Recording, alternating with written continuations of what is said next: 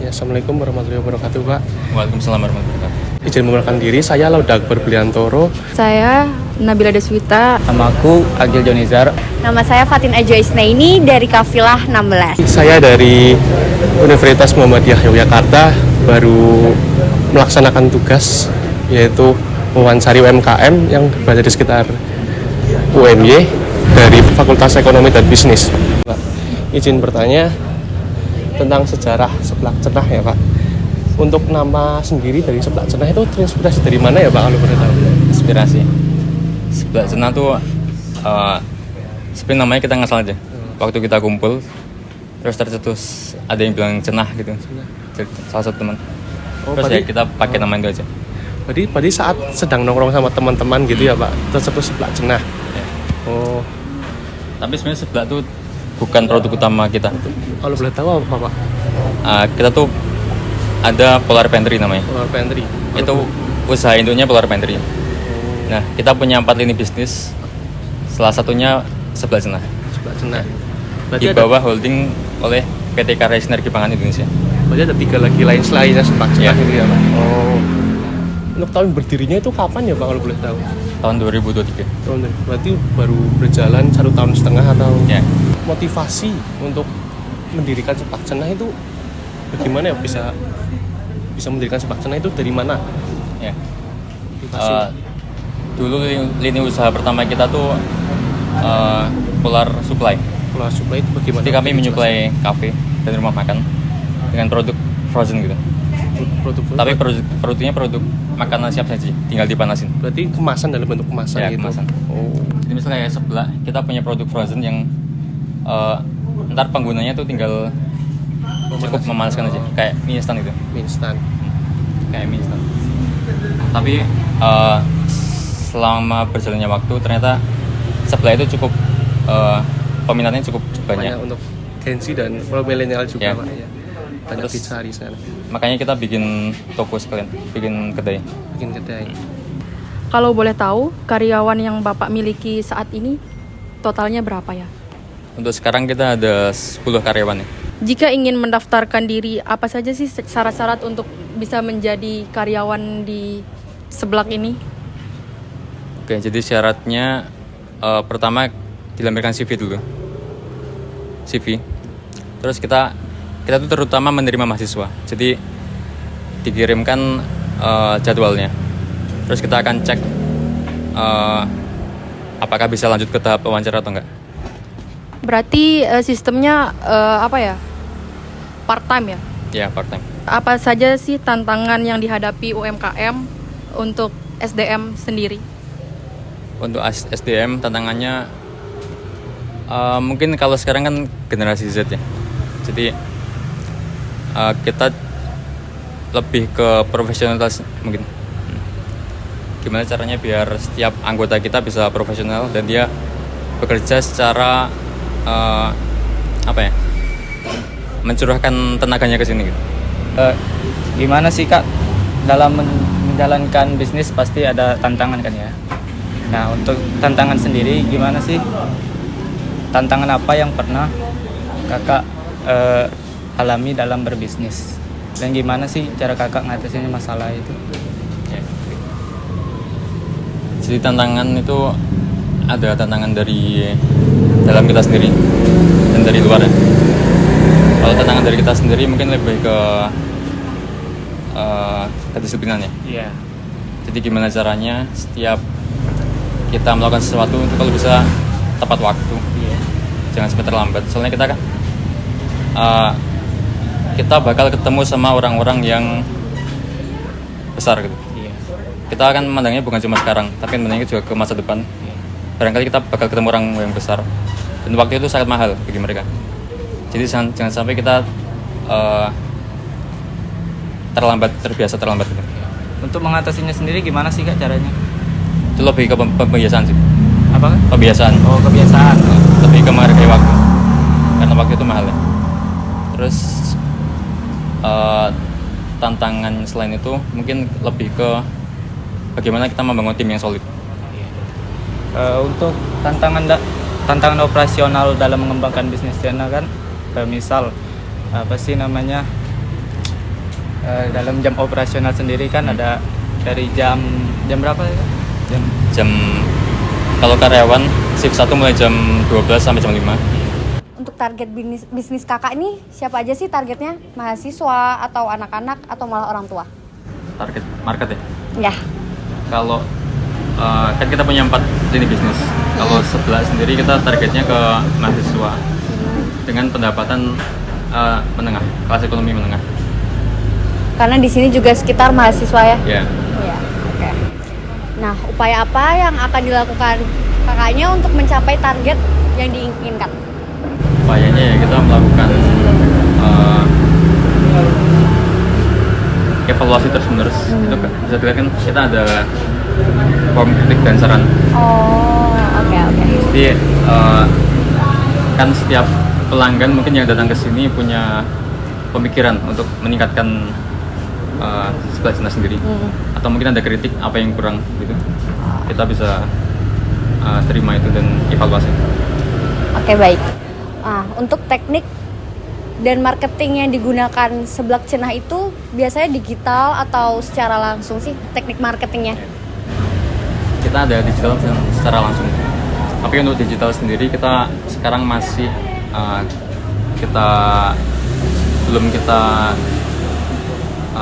belum kita tingkatkan. Jadi masih kita ada Instagram sama TikTok, tapi belum benar-benar kita garap dengan Belum terlalu aktif gitu ya? Apa gimana? kita emang sengaja nggak terlalu mengaktifkan itu, karena kita pengen bisnis ini berkembang pelan-pelan aja, jangan langsung cepat. Tapi dari kalau segi pelanggannya secara langsung gitu? offline. Hah? Kalau offline Biasanya? kita biasanya ada pembagian voucher, atau kita datang ke event-event kampus. Oh, oke. Baik. Nah, di Jogja sekarang kan juga udah banyak ya seblak yang jual seblak itu.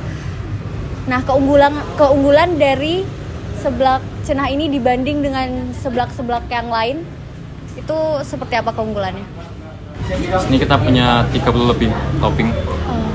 Terus juga kuahnya bisa custom, asin atau manis. Ada juga Pedesnya. kalau yang pedasnya bisa diatur, bisa. jelas. Terus ada kalau yang suka daun jeruk kita juga ada, bisa custom juga. Oh. Kalau menu spesialnya di sini apa? Ini spesial Biasanya orang beli. ya sebenarnya ngaca sih di sini. Oh, ngaca. Pas menantang. Oke. Kita Baik. lanjut tentang keuangan ya. Kalau boleh tahu, kisaran berapa sih modal awal untuk membuka seblak ini? Modal awal kita nggak ada mengeluarkan sepeser pun sebenarnya. Jadi kita mengambil dari pendanaan dari kampus. Kalau boleh tahu, sistemnya kayak gimana ya? Kurang paham. Jadi kita ada yang namanya SEBI di kampus. Ada yang tahu SEBI nggak? Enggak. SEBI itu Startup and Business Incubator.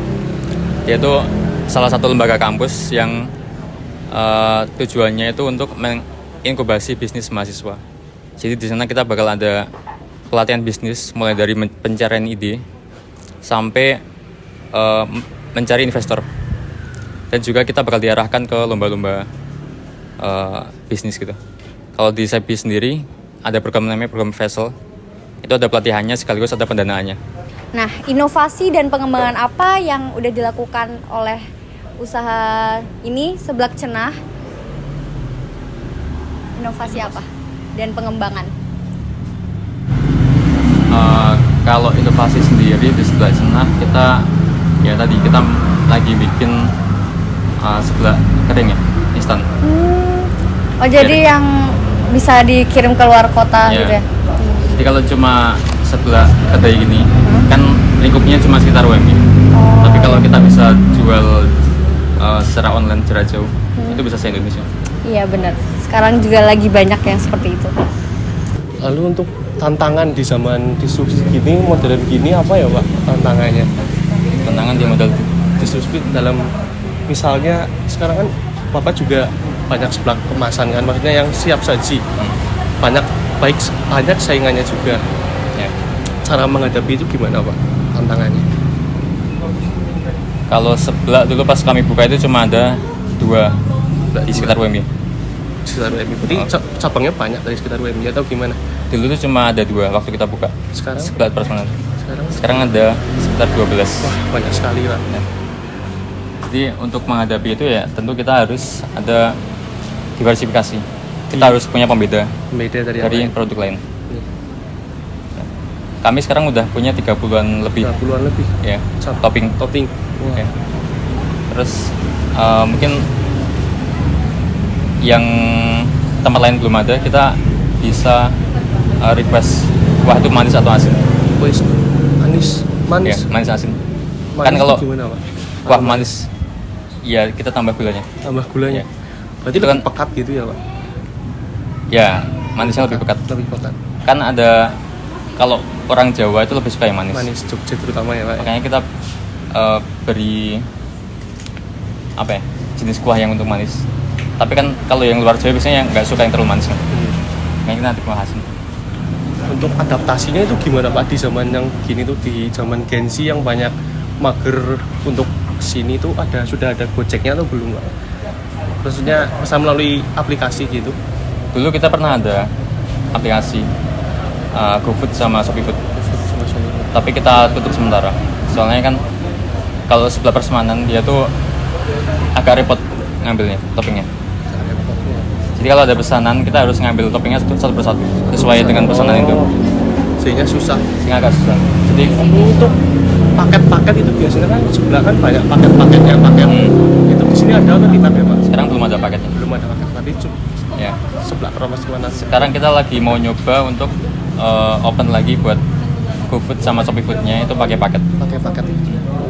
Sedang OTW. Terus juga kita ini lagi coba bikin seblak instan. Sebelah instan. Ya, kan sekarang seblak kami yang instan tuh baru frozen kan. Kita pengen coba bikin seblak yang kering gitu. Sebelah kering itu bagaimana ya Pak? Ya, jadi kalau seblak frozen itu harus di dalam freezer terus kan. Untuk Kalau di luar freezer kan dia basi. jangka waktu kadaluarsa itu Ya. apa ya Pak?